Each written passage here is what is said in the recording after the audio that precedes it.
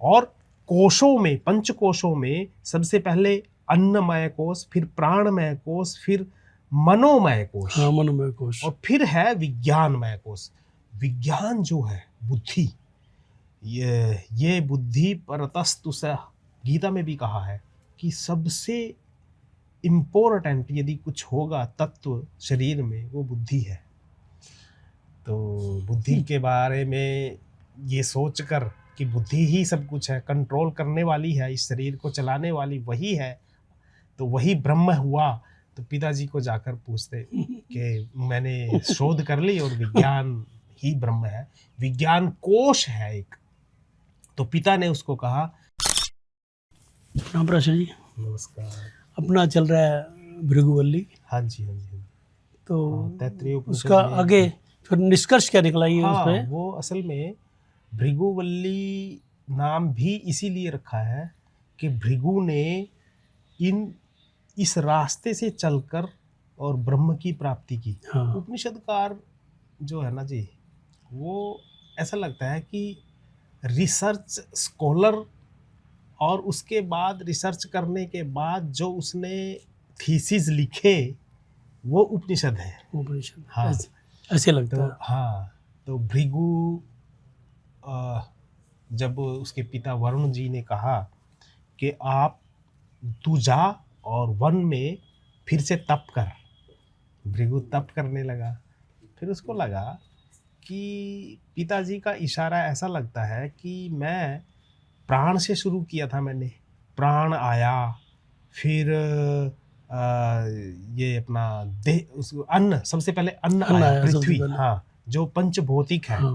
पहले पंचभूत आया, मतलब उसका जो प्रतिनिधि है वो पृथ्वी है। हाँ। और पृथ्वी से जो मुझे मिल रहा है वो प्राण के रूप में मिल रहा है, अन्न के रूप में मिल रहा है, और अन्न से मेरी देह पुष्ट हो रही है, और देह को चलाने वाला तत्व तो प्राण है।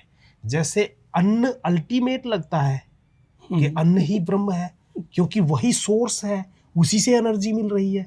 फिर लगता है कि नहीं, प्राण इस शरीर को चला रहा है, अल्टीमेट तो प्राण ही हुआ ना। फिर उनको कोरिलेट कर दिया भृगु ने, उसके पिताजी ने, वरुण ने। क्यों कर दिया? क्योंकि जो उसका चिंतन चला ना भृगु का, तब उसको लगा कि पिताजी ने डिनाय कर दी मेरी बात, क्यों की होगी। और उस तरीके से बिल्कुल भी डिनाय ऐसा भी नहीं कहा कि प्राण और अन्न इसकी वैल्यू नहीं है, ये भी नहीं कहा, ये भी नहीं कहा, मौन रहे। इट मीन्स ये अल्टीमेट तो हो नहीं सकती, पर इनकी वैल्यू है। फिर आगे सोचता रहा, मन पे बात आई, फिर मन के बाद फिर वो अब सोच रहा है कि पिताजी ने एक इशारा किया था कि मन को भी कंट्रोल करने वाला कोई है, और वो है बुद्धि।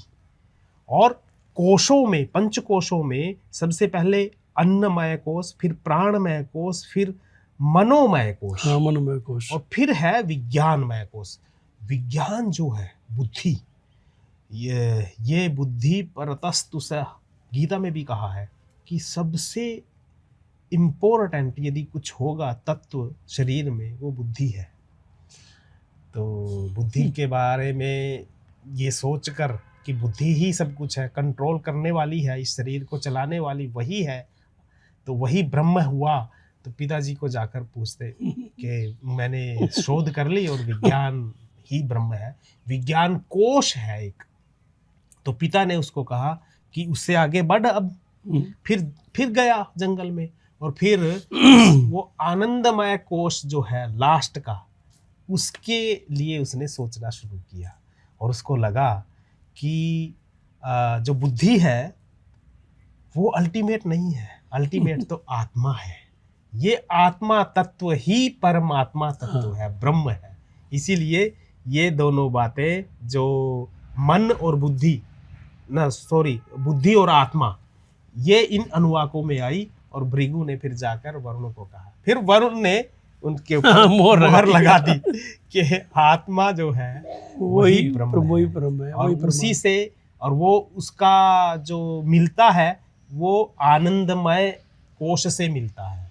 इसलिए अल्टीमेट जो कोश है वो आनंदमय कोश है, और अल्टीमेट जो स्रोत है वो आत्मा है, और वही ब्रह्म है। देखो रिसर्च कैसे रिसर्च की, हाँ जी, सीधा आत्मा पे कैसे पहुंचता, हाँ, रिसर्च की स्टेप बाय की। स्टेप चला।